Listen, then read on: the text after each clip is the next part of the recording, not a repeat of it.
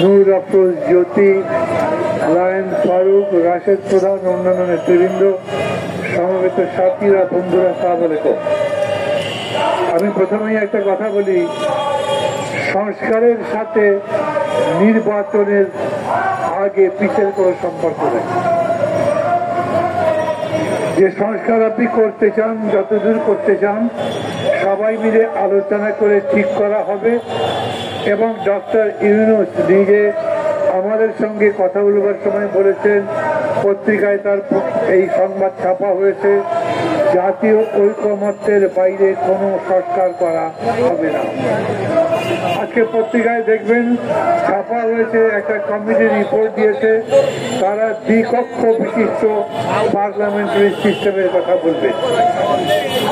এই দ্বিকক্ষ বিশিষ্ট parliamentary system যদি অনেকগুলো রাজনৈতিক দল না মানে তাহলে এটা হবে না। এটা যদি যৌক্তিক হয় তা হবে না। অনেক দল আছে যারা মনে করেন যে সংখ্যানুপাতিক ভিত্তিতে, সংখ্যানুপাতিক আসনের ভিত্তিতে সংসদ নির্বাচন হওয়া উচিত। আমি মনে করি না। আমি মনে করি এইরকম ভোট দিলে শেষ পর্যন্ত ওই পতিত স্বৈরাচার ব্যাপক সংখ্যক আসন নিয়ে চুরি চামারি করে অর্থের জোরে জিতে আসতে পারে। আমি মনে করি এরকম করে যতগুলো জায়গা আছে আমাদের যাতে ঐকমত্য হবে, কেবল সেই বিষয়গুলোতে সংস্কার হবে, আর বাকি বিষয়গুলো ভবিষ্যতের জন্য রেখে দেওয়া হবে। কিন্তু আজকের এই সভা তার চাইতে গুরুত্বপূর্ণ বিষয় নিয়ে খরচ হচ্ছে। ওই যে কবিতায় আছে, ক্ষুধার্ত শিশু চায় না স্বরাজ, চায় দুটি ভাত একটি নুন। দেখেন জিনিসপত্রের দাম কিরকম বেড়ে গেছে, কে না জানে? সারা দুনিয়ার মানুষ জানে। ডক্টর ইউনূস জানেন না, অন্যান্য উপদেষ্টারা জানেন না, জানে তো বটে। দায়িত্ব পাবার পরে পরে জনাব সালেউদ্দিন আহমেদ বাজারে ঘুরেছিলেন একটু করে, জিনিসের দাম এত বেশি কেন, কিভাবে কমানো যায়, সেটা যারা বিক্রেতা তাদের সাথে কথা বলতে গিয়েছিলেন। উনি ফিরে আসবার পরে জিনিসের দাম আরো বেড়ে গেছে। এটা পত্রিকায় লিখেছে। আজ পর্যন্ত জিনিসের দাম কমাবার ব্যাপারে এই সরকারে আমরা অন্য কোনো উদ্যোগ দেখিনি। নিউজ পত্রিকার সম্পাদক নুরুল কবির এই প্রধান উপদেষ্টার একটা ইন্টারভিউ করেছিলেন। আমি মনে করি আপনারা অনেকে দেখেছেন, যারা দেখেননি তাদেরকে নতুন করে দেখবার জন্য অনুরোধ করব। নুরুল কবির তাকে জিজ্ঞেস করেছে, আপনাদের সরকারের সাফল্য কি বলেন তো? আচ্ছা, আমি যদি আপনাদের জিজ্ঞেস করি, এই রাস্তা দিয়ে যে মানুষগুলো হেঁটে যায় তাদের যদি জিজ্ঞেস করি 5 মাসে এই সরকারের সাফল্য কি জবাব হবে? আমি তো জবাব দেবার মতো কিছু দেখি না। একটা বলতে পারেন, দায়িত্ব নেবার পরে ডক্টর মোহাম্মদ ইউনূস যে আমেরিকা বেড়াতে গেছিলেন বা কাজে গেছিলেন, সেই কাজের সময় অন্তত বিদেশি যারা বন্ধু দেশ আছে তারা $10 বিলিয়ন আমাদেরকে সাহায্য করবার অঙ্গীকার করেছিল। সেই $10 বিলিয়ন পাইপ লাইনে আসছে, আমাদের কাছে আসছে। আপনারা কি মনে করেন ডক্টর ইউনূসের যত বড় নাম অত বড় মাপে $10 বিলিয়ন চলে?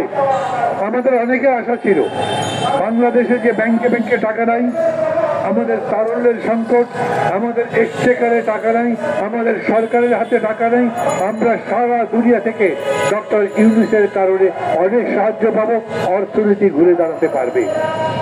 ব্যাংকগুলো ঘুরে দাঁড়িয়েছে, ব্যাংকগুলো চাইলেই চেক দেওয়া অনুযায়ী টাকা দিতে পারে, ব্যাংকগুলো নতুন নতুন বিনিয়োগ করতে পারছে, ব্যাংকগুলো তাদের তারল্য সংকট দূর করবার জন্য বাইরের দিকে কিরকম হাত বাড়াচ্ছে সেটা তো আপনারা দেখছেন।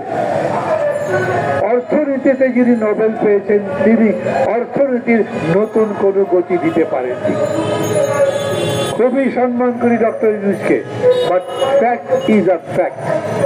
যা বাস্তব তা বাস্তব, তা সত্য, সেটা অস্বীকার করা যাবে না।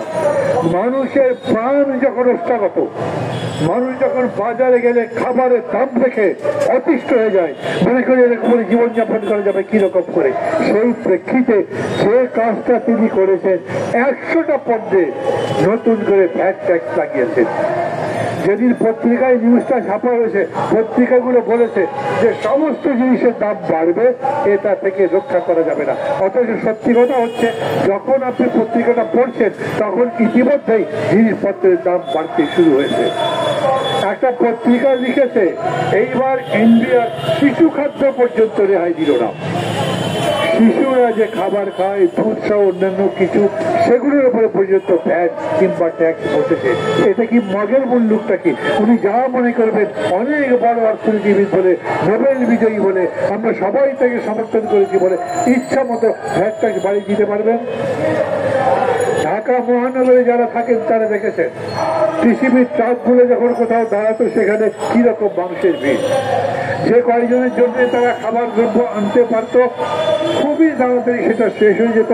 তারপরে ট্রাক যখন চলতে শুরু করতো, তার পেছনে দুর্ভিক্ষ মানুষের দৌড়াদৌড়ি দেখেছেন আপনারা। এই তো দেশ।